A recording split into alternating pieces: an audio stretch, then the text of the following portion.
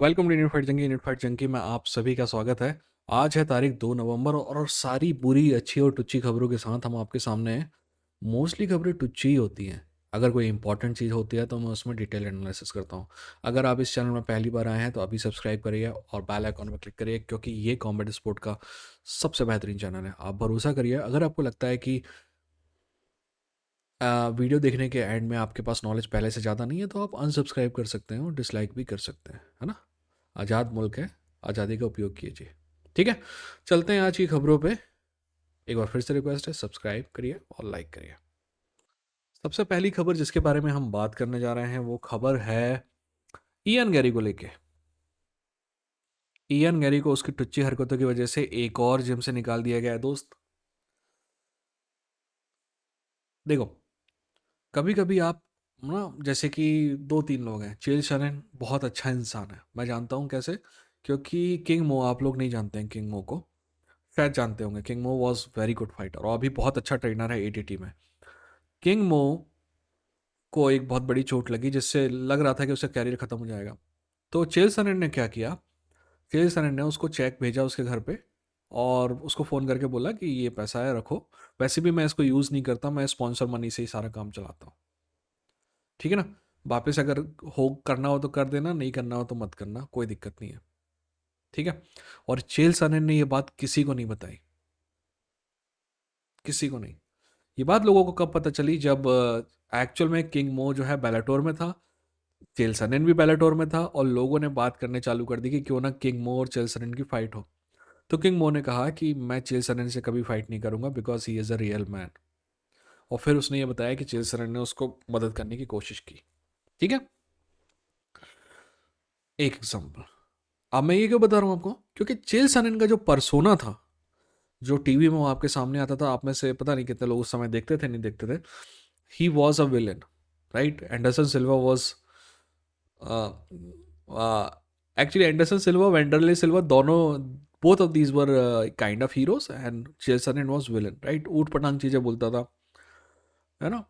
तो हमको लगता, मतलब परसोना जो उसका था विलन का, और आदमी जो था वो अच्छा था। दूसरा एग्जाम्पल है, सभी एग्जाम्पल को सभी को पता है कि दूसरा एग्जाम्पल है आपके कोबी कविंगटन का। कोबी कविंगटन के बारे में जो भी आदमी जानता है कोबी कविंगटन को, वो हमेशा ये बोलता है कि बहुत ही शानदार और बहुत ही अच्छा इंसान है, बट वो एज अ विलन परसोना है, उसका कैरेक्टर है आपके सामने। अब इन दोनों की नकल कौन कर रहा है? ईएन गैरी। बट मेरे को लगता है कि ईएन गैरी नकल नहीं करता है। ईएन गैरी टुच्चा है और टुच्चा ही बनने की एक्टिंग कर रहा है, राइट। तो ये अपने स्टैब्लिश कर लिया। अब आगे बढ़ते हैं। अगली खबर जो है वो है डेरिक लुइस को लेके। डेरिक लुइस ने क्या किया, डेरिक लुइस को अभी अभी अरेस्ट किया गया है, वैसे ही 2 दिन बाद उसकी फाइट है। अरेस्ट इसलिए किया गया क्योंकि लैम्बोर्गिनी भगा रहे थे भाई साहब 136 माइल्स के आसपास, समझ लीजिए 200 किलोमीटर से ऊपर, 200 किलोमीटर पर आवर से ऊपर की स्पीड थी। अब आपको समझना होगा, आपने देखा होगा कि कई, मैं बता रहा हूँ अमेरिका में, आप 30 अंडर 30 एक प्रोग्राम आता है ना। उसके कई एपिसोड इस बात पर डेडिकेटेड हैं कि आखिर क्यों ऐसा होता है कि बड़े बड़े फुटबॉल प्लेयर, मतलब अमेरिकन फुटबॉल प्लेयर, बड़े बड़े बेसबॉल प्लेयर, बड़े बड़े बॉक्सर, आपको पता है एक समय, मैं बताता हूँ आपको 2-3 एग्जांपल। एक समय माइक टाइसन को एक फाइट का $100 मिलियन मिल रहा था। कितना? $100 मिलियन एक फाइट का। $100 मिलियन यूएफसी का पूरी कमाई नहीं है, पूरा फायदा $300 मिलियन है साल भर का। और माइक टाइसन को लगभग एक फाइट का मिलने लगा था। ऐसी उसने 2-3 फाइट की, यानी कि आपको लग रहा होगा 200-300 मिलियन होना चाहिए, आए बिल्कुल। अब माइक टाइसन जिससे फाइट कर रहा था उस आदमी का नाम था, मोस्टली जिसके लिए उसको $100 मिलियन मिले थे, और दूसरे फाइटर को भी लगभग $100 मिलियन मिले थे, और दूसरे फाइटर का नाम था real deal हॉलीफील्ड, इवाइंडर हॉलीफील्ड। Okay.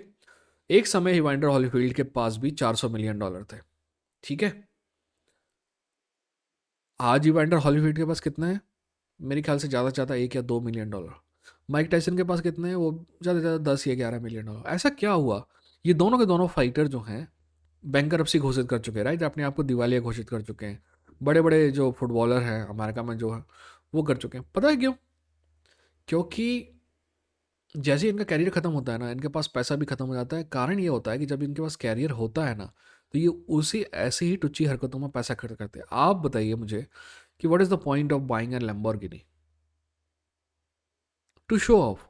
Okay, now show off ना, अगर आपके पास 100 रुपये है और 100 रुपये में से आप 1 रुपये खर्च कर रहे हैं शो ऑफ के लिए, तो मैं मानता हूँ. मान लीजिए कि बुलेट मेरे ख्याल से 1-1.5 लाख रुपए की आती है, मान लीजिए 1.5 लाख रुपए की आती है ना. मान लीजिए कि आपके पास 1 करोड़ रुपए है और आप सिर्फ दिखा, क्योंकि बुलेट सिर्फ दिखावे के लिए ही खरीदी जा सकती है, इट हैज़ नो यूज़. आप बुलेट खरीदते हैं, आपके पास 1 करोड़ है, आप 1.5 लाख की बुलेट खरीदते हैं, 1.5% पैसा खर्च करते हैं, दैट्स ओके. वो दिखावा में आप यूज़ कर सकते हैं. पर अगर आपके पास 10 लाख है और आप 1.5 लाख की बुलेट खरीद रहे हैं, तो यकीन मानिए आप चूती हैं. और अगर आप ईएमआई में बुलेट खरीद रहे हैं, तो और भी बड़ी चूती हैं. क्योंकि ये जो जो चीज़ें हैं दिखाने की, इसके पीछे मेरी एक सिंपल थ्योरी है कि आप कितनी भी अच्छी गाड़ी में पहन जाओ, कितने भी अच्छे कपड़े पहन लो, है ना, बेहतरीन घड़ी पहन लो, जो भी चीज़ होती है वो कर लो, पर जैसे ही मुंह खोलोगे ना, सारा खेल ख़त्म है, आपकी असलियत सामने आ जानी है. तो मेरे को समझ में नहीं आता है कि what is the point of Lamborghini. Yes, अगर आप बिलियनर हो, आई अंडरस्टैंड इट. अगर आप फास्ट कार रेसर हो, आई अंडरस्टैंड इट, है ना. एनीवेज, लैम्बोर्गिनी एक ऐसी कार खरीदने का क्या मतलब है जिसको फुल स्पीड पे आप भगा ही नहीं सकते. सिर्फ ट्रैक पे भगा सकते हो, उसके अलावा तो कहीं भगा नहीं सकते, राइट. ट्रैक पे, ट्रैक तो है नहीं हर जगह पे. क्या मतलब है, मैं कल को एरोप्लेन खरीद लूँ, यहाँ पे एयरपोर्ट ही नहीं है, तो मैं क्या पॉइंट है उसका. हेलीकॉप्टर खरीद लूँ, हेलीपैड ही नहीं है, क्या पॉइंट है उसका. लैम्बोर्गिनी, फेरारी, जो मतलब फेरारी की बहुत अच्छी गाड़ी भी आती है नीचे की, बट जो जिसके बारे में लोग बात करते हैं, जो आपको दिखाई देती है, वो फेरारी कौन सी रोड में चलेगी. यहाँ से इस मोहल्ले से अगले मोहल्ले नहीं जा पाएगी, 3 बार ठुक जाएगी नीचे, बम्पर इतना नीचे रहता है उसका. उसके लिए रोड ही नहीं है इंडिया में. उस खरीदने का क्या प्रॉब्लम, मतलब. एनीवेज, मैं फंस गया इस चक्कर में, आगे बढ़ते हैं. देखिए, अगली खबर जो है वो डिलन डेनिस और डेना वाइट से जुड़ी है. डेना वाइट और डिलन डिलन डेनिस का कहना है कि 2-3 दिन में उसकी डेना वाइट से मीटिंग है, उसके बाद वो यूएफसी में आ जाएगा. दोस्त, जिस दिन एक्चुअल में ये खबर होगी ना, उस दिन अपन बात करेंगे. बट डिलन डेनिस की बात पे विश्वास करना वैसे ही है जैसे नेताओं की बात पे विश्वास करना है कि वो एक्चुअली आपके लिए काम कर रहे हैं, अपने लिए नहीं, है ना. देखिए, अगली खबर जो है और उससे थोड़ी स्पेकुलेशन जो मेरी अपनी है वो ये बता देता हूँ कि जॉन जोन्स के कैंप का कहना है कि वो 8 महीने में वापस से आ जाएंगे, फाइट कर पाएंगे. अब यहाँ पे इंटरेस्टिंग बात यह है कि 8 महीने में मतलब रिहेबिलिटेट हो जाएगा, इसका मतलब क्या हुआ. इसका मतलब ये हुआ कि 8 महीने में रिहेबिलिटेट हो जाएगा, उसके बाद कैंप होगा, 2 महीने का तो कैंप होगा कम से कम, यानी कि 10 महीने. और फिर अगर फाइट सेट हुई या नहीं हुई, तो 1-2 महीने और ले ले, तो 1 साल ही हो गया ना. और दूसरी बात, कई लोगों का मानना है कि जॉन जोन्स रिटायर होने वाला है. मैं आपको लिख के दे देता हूँ कि जॉन जोन्स 3 फाइट करेगा, 3 फाइट, उससे पहले रिटायर नहीं होगा, है ना. तो we will see him fighting. But Jon Jones थोड़ा रिस्क अवर्स है, सच कहूँ तो, है ना. देखते हैं किससे फाइट होती है.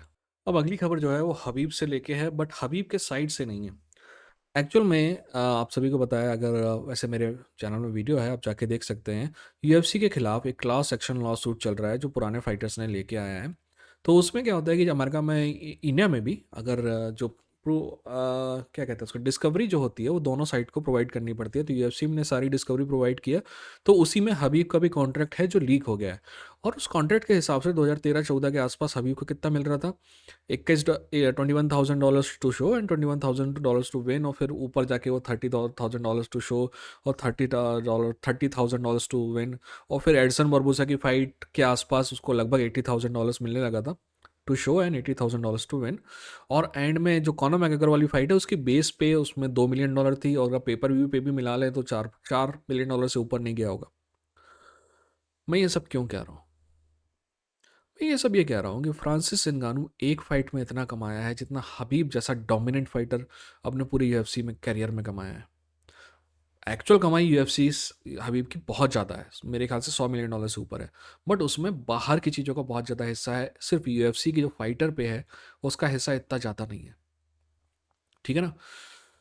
जैसे कि मेरा मानना है कि यूएफसी के जो अबू धाबी वाले कार्ड है उसमें हबीब को पे फाइट करने के लिए लगभग $10 से $15 मिलियन मिले, राइट.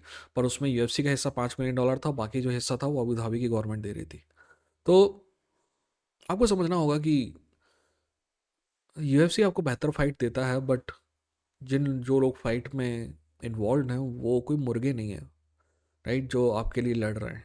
उनकी भी ज़िंदगी है, उनकी भी रोजी रोटी है। एनीवेज, तो आज की बगर ख़त्म हुई। मिलते हैं अगली वीडियो के। अगला वीडियो अपन जो है जल्टल अल्मीडा वर्सेस डेरिक लुइस की फ़ाइट के बारे में एनालिसिस करेंगे। वो कल कोशिश करता हूँ मैं। ठीक है, अपना ख्याल रखिए, अपनों का ख्याल रखिए। ये था इंडियन फाइट चंकी। लड़ेंगे, जीतेंगे।